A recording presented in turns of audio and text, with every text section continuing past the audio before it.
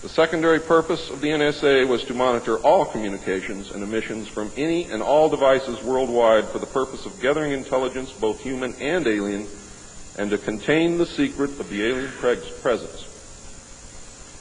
Project Sigma, ladies and gentlemen, was extremely successful.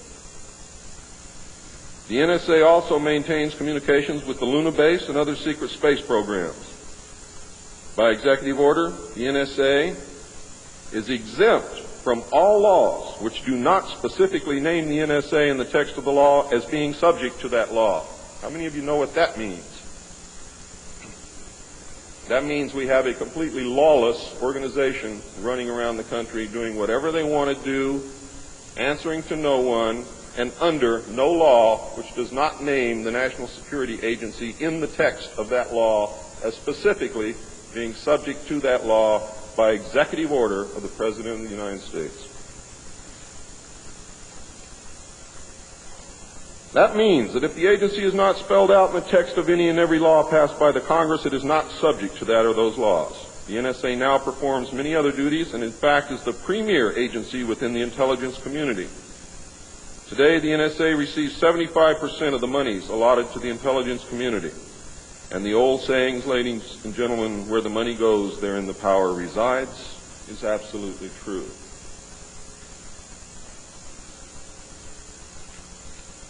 The DCI today is mainly a figurehead. He is in charge of the CIA. The CIA does have many functions which are useful to this country and some which are deadly to us. The DCI, of course, is in charge of that agency. But he is not, as everyone thinks, the head of the intelligence community. That position really and truthfully lies with the director of the National Security Agency. The primary task of the NSA is still alien communications, but now includes other alien projects as well. President Truman had been keeping our allies, including the Soviet Union, informed of the developing alien problem since the Roswell recovery. This had been done in case the aliens turned out to be a threat to the human race and thus the world. Plans were formulated to defend the Earth in case of invasion. These were international plans, which included most of the countries of the world. Great difficulty, however, was encountered in maintaining international secrecy. It was decided that an outside group was necessary to coordinate and control international efforts in order to hide the secret from the normal scrutiny of governments by the press. The result was the formation of a secret society which became known as the Bilderbergers.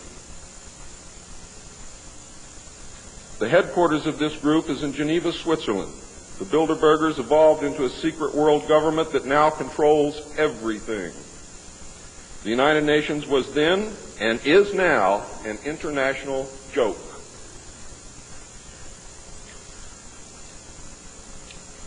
In 1953, a new president occupied the White House. He was a man used to a structured staff organization with a chain of command. His method was to delegate authority and rule by committee. He made major decisions, but only when his advisors were unable to come to consensus, and when he was in the Army, he was known as the diplomat. He was very good at what he did. He was very good at bringing people together, reaching consensus, and getting people to work for him. His normal method was to read through or listen to several alternatives and then approve one. Those who worked closely with him have stated that his favorite comment was, "Just do whatever it takes." Now here's a man very different from President Truman. He spent a lot of time on the golf course. This was not all unusual for a man who had been career Army with the ultimate position of Supreme Allied Commander during the war, a post which carried 5 stars along with it. In fact, he deserved it. This president was General of the Army Dwight David Eisenhower. During his first year in office, 1953, at least 10 more crash disks were recovered, along with 26 dead and 4 live aliens. One of the 4 live aliens died within hours of being removed from the craft. The others died approximately 3 or 4 days later.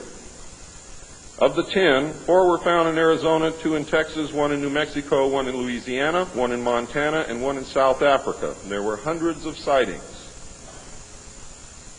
Why were so many craft crashing? Because the government was scared.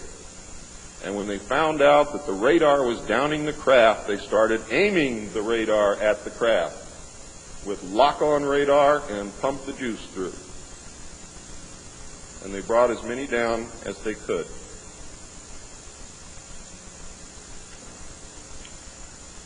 Eisenhower knew that he had to wrestle and beat the alien problem. He knew that he could not do it by revealing the secret to the Congress because, in fact, isn't that the same as telling the public? Early in 1953, the new president turned to his friend and fellow member of the Council on Foreign Relations, Nelson Rockefeller, for help with the alien problem. Eisenhower and Rockefeller began planning the secret structure of alien task supervision, which was to become a reality within 1 year. The idea for MJ-12 was thus born. It was Nelson's uncle Winthrop Aldrich who had been crucial in convincing Eisenhower to even run for president. The whole Rockefeller family, and with them the Rockefeller Empire, had solidly backed Eisenhower. Asking Rockefeller for help with the alien problem was to be the biggest mistake Eisenhower ever made for the future of the United States and most probably all of humanity, as you will soon see. What he literally did with this act, ladies and gentlemen, is abdicate the presidency to a secret group. Within 1 week of Eisenhower's election, he had appointed Nelson Rockefeller chairman of a presidential advisory committee on government organization. Rockefeller was responsible for planning the reorganization of the government. New Deal programs went into one single cabinet position called the Department of Health, Education, and Welfare. When the Congress approved the new cabinet position in April of 1953, Nelson was named to the post of Undersecretary to Ovida Culp Hobby.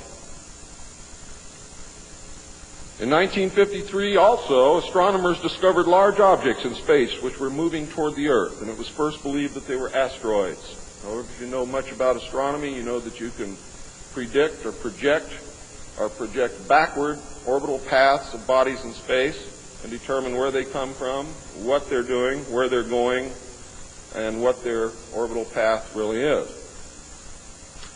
Well, this failed to pan out, and the evidence proved that the objects could only be spaceships intelligently guided.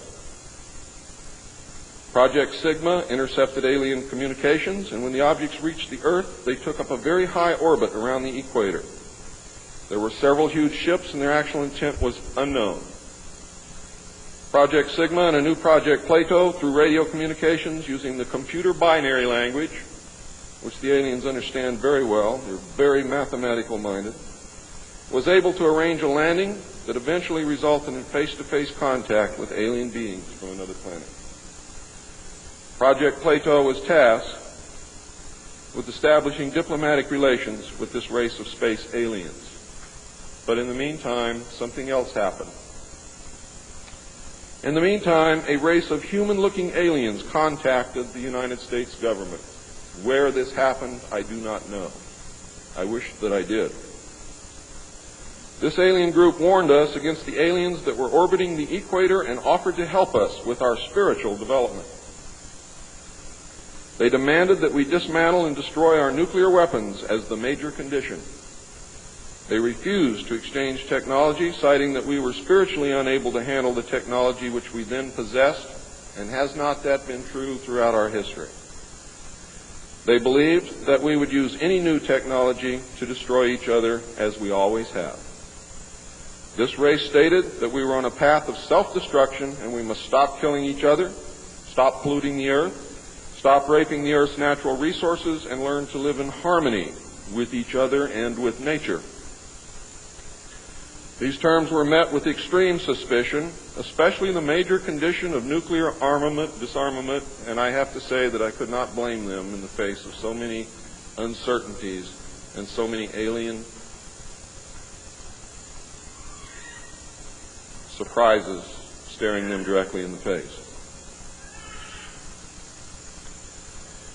It was believed that meeting that condition would leave us helpless in the face of an obvious alien threat. We also had nothing in history to help with the decision. Nuclear disarmament was not considered to be within the best interests of the United States, and the overture